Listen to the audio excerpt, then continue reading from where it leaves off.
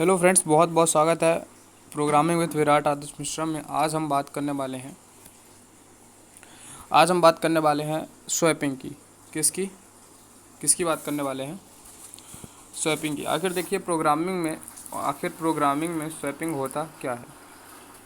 Programming में what is swapping? Swapping होता क्या है? ठीक है, तो हम स्वैपिंग दोनों तरीके से करेंगे, लेकिन अभी मैं सिर्फ थर्ड वैल्यू पर कर रहा हूँ। मतलब स्वैपिंग विथ थर्ड वैल्यू। ठीक है ना? अभी मैं थर्ड वैल्यू के साथ कर रहा हूँ, फिर विदाउट वैल्यू के साथ करूँगा। ठीक है, तो हम स्वैपिंग का मतलब समझते हैं कि आखिर होता क्या है। इसमें कुछ नहीं, इसमें होता है वैल्यू ऑफ इंटरचेंज। जो भी वैल्यू होती है उस पर इंटरचेंज होता है और कुछ नहीं। ठीक है ना? वैल्यू का इंटरचेंज हो जाता है। मतलब अगर यक्स की वैल्यू 1 है, तो वाई की वैल्यू 2 है, और एक थर्ड कैरेक्टर है जिसकी वैल्यू 3 है। तो इसमें क्या होगा कि यक्स की वैल्यू वाई में आ जाएगी, वाई की वैल्यू टी में चली जाएगी, टी की वैल्यू यक्स में आ जाएगी। बस इंटरचेंज हो जाएगा, लेकिन एक इंटरचेंज हो जाएगा।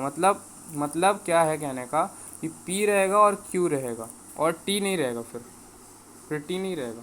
वैल्यू हमें सिर्फ क्यू पी और क्यू की मिल जाएगी, और टी की तो पहले से ऊपर वैल्यू रहेगी ना। हमें सिर्फ पी और क्यू की वैल्यू इन तीनों में इंटरचेंज करके हमें लाना है। यही है स्वैपिंग और कुछ नहीं है। स्वैपिंग यही है, इंटरचेंज ऑफ वैल्यू। ठीक है, तो ओके, लेट्स स्टार्ट स्वैपिंग। आप नामकरण कर लीजिएगा इस प्रोग्राम का। बता देता हूँ मैं, अगर आपको नहीं पता है तो ये ओपन में, ये सेव में जाइएगा। आप सेव में ऐसे क्लिक करेंगे तो यहाँ पास ये प्रोग्राम का नाम लिखने के लिए आ रहा है। एक्सटेंशन CPP ज़रूर लगाइएगा, जिससे आप क्लियर SCR को लिख सकें। ठीक है, तो मैं कोई प्रोग्राम का नाम नहीं लिख रहा हूँ, लेकिन चलिए लिख देते हैं। आपको नहीं पता हो शायद, तो इस कारण से पता चल जाएगा। ओके, तो मैं ये स्वैपिंग लिख देता हूँ। ठीक है, टोटल स्वैपिंग लिखता हूँ, जिस दोनों स्वैपिंग करूँगा मैं ना। मतलब थर्ड वैल्यू के साथ करूँगा और विदाउट थर्ड वैल्यू के साथ करूँगा। इस कारण से मैं टोटल स्वैपिंग लिख देता हूँ, CPP। ठीक है, ओके, तो मेरे प्रोग्राम का नाम लिखा हो चुका है। अब हम प्रोग्राम स्टार्ट करते हैं। तो पहले मैं हेडर फाइल लिखता हूँ। अगर आप हेडर फाइल के बारे में नहीं जानते तो मैं पहले आपको बता दूँ, हेडर फाइल ज़्यादा कुछ नहीं, बहुत बड़ी चीज़ है ना? ज़्यादा कुछ नहीं, बहुत बड़ी चीज़ है। तो ये आउटपुट के लिए होता है, और मतलब ये एक प्रकार का जैसे इंसान का सिर होता है, उस तरीके से ये प्रोग्राम का सिर है। ये वॉइड मेन हो गया, फंक्शन है ये। तो लिख दिया मैंने। करली ब्रेसेस लगाना ज़रूरी है। जो भी, एक बात बता दूं, इस प्रोग्राम में जो कुछ भी लिखा रहा है वो सब कुछ टोकन के अंदर आता है। टोकन के अंदर 6 चीज़ें आती हैं। कौन कौन सी आती हैं? आइडेंटिफायर आता है, कीवर्ड आता है, वेरिएबल आता है, कांस्टेंट आता है, ऑपरेटर आते हैं। अरे ठीक है, इस प्रकार की चीज़ें इसके अंदर आती हैं। फिर हम इंट लिखते हैं। इंट एक प्रकार का यहाँ पास कीवर्ड है, जो कि बताता है हमारे प्रोग्राम को, एक डाटा टाइप्स है। ठीक है, दोनों ही चीज़ें हैं। तो बताता है हमारे प्रोग्राम को कि आखिर हम जो लिख रहे हैं वेरिएबल, उसको कहाँ एड्रेस करना है। यक्स इजकल टू, मैं अभी यक्स इजकल टू की वैल्यू नहीं लिखता हूँ। यक्स और बाई और टी सेमी कॉलन लगा देते हैं। प्रिंट एफ आउटपुट के लिए होता है। अगर आप यहाँ पास नहीं बताएंगे प्रिंट एफ में आउटपुट आपको क्या चाहिए, जब आप रन कराने के लिए, कंपाइल करने के बाद रन करेंगे, तो आप नहीं बताएंगे यहाँ पास, तो आपको वो चीज़ कंसोल में नहीं दिखेगी, आउटपुट में नहीं आएगी। ठीक है, तो हम लिख देते हैं इंटर दी वैल्यू, खुद को ही बताने के लिए, जो देखे तो उसको समझाने के लिए, ये वैल्यू पुट करने के लिए ऐसा है। तो inter value of x. Okay, बंद कर देते हैं। स्कैन एफ इनपुट के लिए करते हैं, जब कंपाइल देखेगा इस चीज़ को, समझ जाएगा कंपाइल करते वक्त कि आखिर बात है क्या।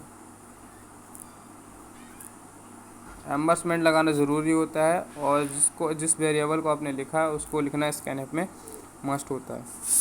तो प्रिंट एफ हम फिर से लिखते हैं, क्योंकि हमारे पास 3 नंबर है तो हम 3 बार प्रिंट एफ लिखेंगे। हम इकट्ठा भी कर सकते थे, तो मैं इकट्ठा नहीं किया हूँ। यदि आप बिगिनर हैं तो शायद आपको दिक्कत हो सकती है, या फिर मैं अच्छे से लिखता हूँ, मतलब इंटीग्रेट करके लिखना पसंद है मुझे ये सब में उसी में ठोस देना पसंद नहीं है, इस कारण से मैंने लिखा। ठीक है, तो स्कैन ऐप उसी तरीके से हम फिर से लिख देते हैं।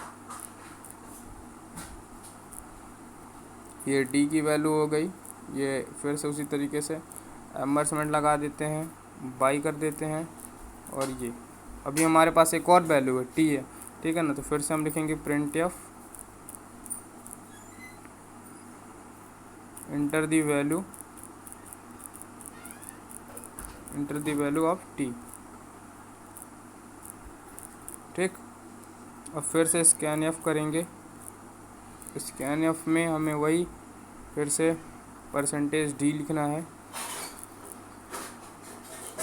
ओके, एम्बर्समेंट, और हमें यहाँ पास टी की वैल्यू कर रहे हैं, तो टी की वैल्यू ये कर दी है। ठीक है ना, तो आगे चलते हैं। अब हम लॉजिक लिखेंगे यहाँ पास। अगर आपको समझाने के लिए मैं यहाँ पास लिख दूँ कि यहाँ पास लॉजिक लिख रहा हूँ। ठीक है ना, कमेंट करना यहाँ पास फिर से बताता हूँ, मैं कमेंटिंग कर रहा हूँ, इसको कंपाइल स्किप कर देगा, मतलब सिर्फ यहाँ लेगा, फिर यहाँ से नीचे आ जाएगा, यहाँ से फिर यहाँ जो लिखूँगा मैं लॉजिक जो लिखूँगा वहीं से देखना शुरू कर देगा। ओके, तो मैं इसको बता देता हूँ कि टी इजकल टू पी है। Okay, P is equal to Q है। ओके, और क्यू इजकल टू टी है। ओके, ये तो लॉजिक हमारा कंप्लीट हो चुका है। लॉजिक कंप्लीट होने के बाद लास्ट जो हमारा रिजल्ट आएगा उसके लिए हमें प्रिंट एफ लिखना ज़रूरी है।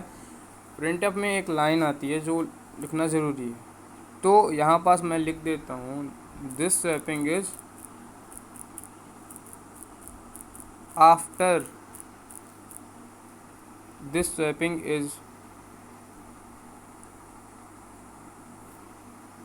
आफ्टर वैल्यू, माफ़ कीजिएगा यहाँ पास स्वैपिंग मैंने पहले लिख दिया। This value is after swapping, मतलब स्वैप करने के बाद आएगी ये वाली वैल्यू।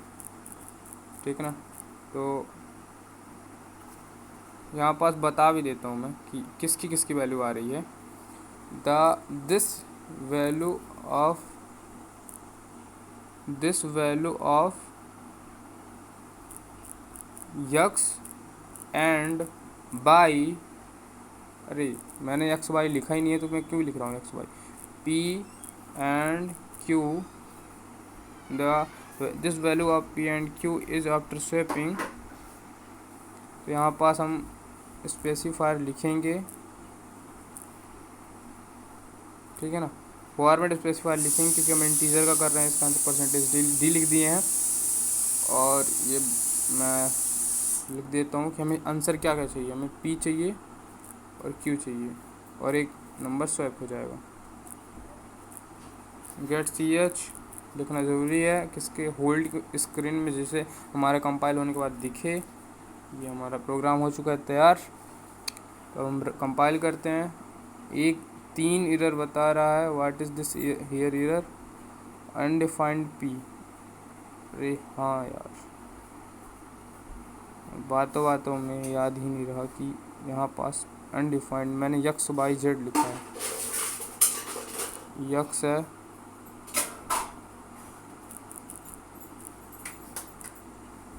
बाई इजकल टू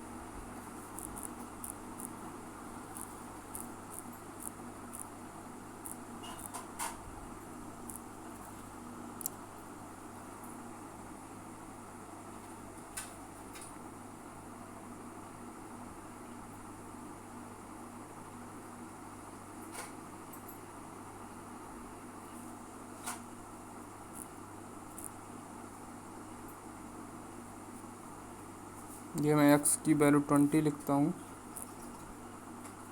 फिर मैं 10 लिखता हूँ और फिर मैं 20 लिखता हूँ। x की वैल्यू 10 आ गई है, y की वैल्यू 20 आ गई है। ठीक है, हमने लॉजिक लिखा था 20 की वैल्यू x के बराबर, x की वैल्यू 10 के बराबर है, तो x के वैल्यू y के बराबर है, तो y की वैल्यू हमने 10 लिखा तो 10 आ गया। और y इजकल टू t लिखा था, तो t की वैल्यू हमने 20 लिखी है, तो 20 आ गया। Okay, that's complete. Thank you for watching my video and thank you for listening me.